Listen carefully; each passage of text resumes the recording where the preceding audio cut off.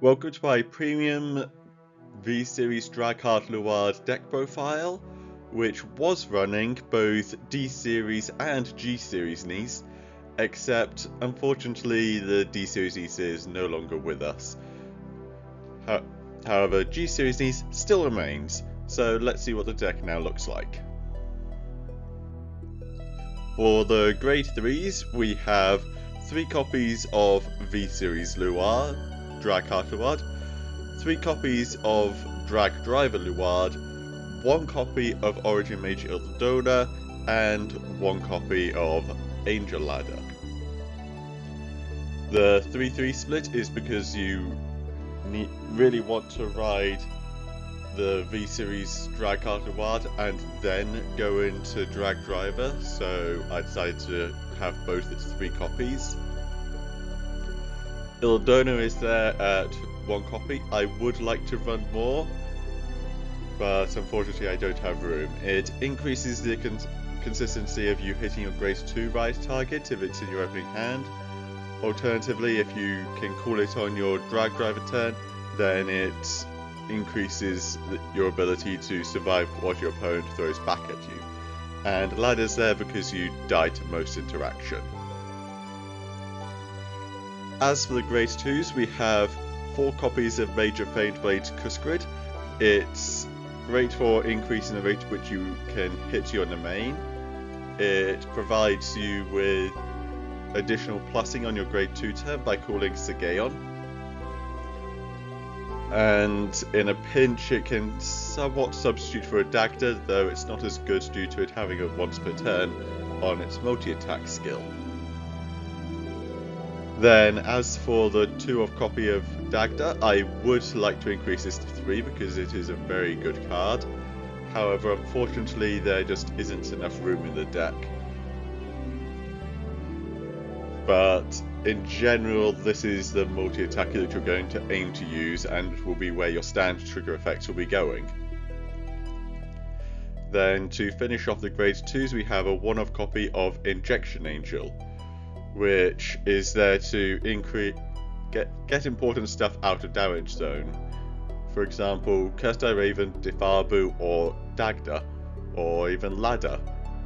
There's plenty of stuff that can go to damage that you feel really bad about going to damage, and Injection Angel just solves that problem, to an extent at least. Now, before we move on to the next part of the video, I have a very important warning. With the next bit of the video, some viewers may find it somewhat triggering. As such, viewer discretion is advised. Alright, so for the trigger lineup, we have 4 copies of Astral Chain Dragon, 4 copies of Dark Shield Maclear, 4 copies of Taboo Mage Kappa, 4 copies of Cursed Eye Raven, and 1 copy of the Purple OT. The Cursed Eye Raven is very important for being able to restand your Dagda, as generally if you don't hit a stand trigger there's a decent chance you're not going to be killing them, so you want to send them back to the deck as much as possible with its skill. The Heal Guardian is there to make it so you can more easily survive the early turns. However, in general you'd rather save it so that you can use it for G-guarding. Then, as for the Draw PG, we just don't have room to run any other type of Sentinel other than a Trigger Sentinel, and Draw PG is the most effective one in this deck in my opinion. And Purple OT and Kappa are fairly self-explanatory, with Kappa being great offensively and defensively, and the Purple OT being able to sometimes function as an extra stand trigger in your deck.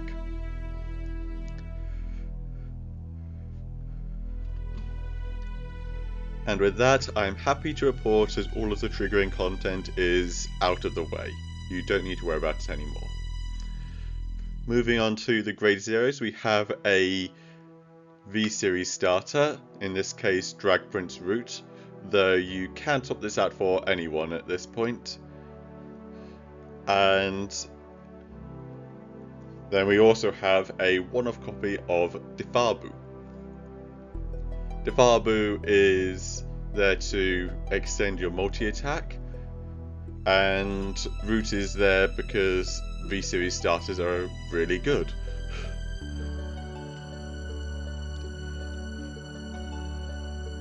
And now we have reached the grade 1s. We'll start off with 2 copies of Abyssal Owl from G-Series. This increases the chance that you're going to be able to ride the correct Luard. Additionally, if your opponent decides to damage deny you for grade 3, which I've had happen a few times, then this can be sacked off by your V-Series Luard and you will get a countercharge, providing additional utility. Then we have 2 copies of G-Series Niece. If this boosts Defabu, then you can counterblast 1, kill Defabu, draw a card, then that triggers Defabu's skill, where you can send it to the soul and call the top card of your deck to the circle Defabu was just on, which provides you with an extra attack, which if you didn't brick, then it would be a minimum of 49,000 with an extra crit and 2 or more from hand. Then we have 4 copies of Skull Witch Nemain. This card allows you to, if you call this card off Drag Driver, then that will then allow you to search for Defabu, meaning that entire side of the board is searchable. So the only bit you need to worry about getting is the Dagda. Additionally, we run a one-off copy of Abyssal Owl, making it even more worthwhile to have Nemain in the deck, as this will provide you with even more early plussing. Additionally, if you have extra calls on your Drag Driver ride-up, then you can call this card and Soul Blast 1 to draw before you discard a card from hand for Stride. Then Abyssal Owl on its isn't really enough countercharge, so I've also added in 3 copies of Black Sage Sharon, which is a really good countercharger. Soul Blast 1, countercharge 1 for 3 and 3k when it's called by an ability. It's a really good skill and most likely your primary source of countercharging in the deck. And then to round it all up, we have 3 copies of Sigeon. This card increases your early plussing. You'll likely have used all of them by the time you end your grade 3 ride-up turn, and is just a good card overall.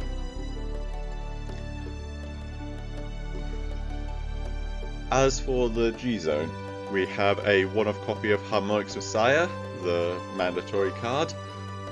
It's great if you went second, though going first, as in most cases, you'll rarely use it. Then we have a one-off copy of Chainranker. Again, this is a going second card. If you're going first, you likely won't have the chance to use it, though there might be a few situations where it comes up. Then we have 2 copies of Morfessa, which is your kill stride and also your main plussing stride. In general, you'd like to only go into it once. The second one is there just in case. There we have 2 copies of Drag Abyss Luard. This card is in here mainly because if the opponent's at 5 damage, then there are situations where Drag Abyss can output more pressure than Morfessa, as sometimes 30k front row is better than 15k front row and 2 or more from hand, since with the 30k they'll be using 2 or more from hand anyway, and if they're at 5 damage, then the extra crit doesn't mean as much. Then we have 1 copy of Drag Anger Ogma. This card very rarely comes up, in all honesty, though if the opponent decides to use Bracing Angel Ladder, then this card can potentially be used, as they'll then be forced to discard 5 cards as they won't be able to sacrifice their rear guards. Though in that case there would also be an argument for going into Diablo instead and just saying, do you have Sanctitude or a G-Guard? If not, take 2. Additionally, this card is great against Geese. You'll be, as in that matchup you'll get going Force 2 instead of Force 1.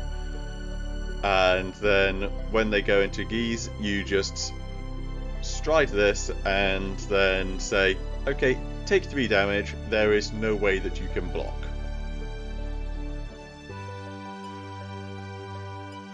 Now, as for the G-Guardians, from most important to least important, we first have 2 Dark Dragon Deep Griever Dragons.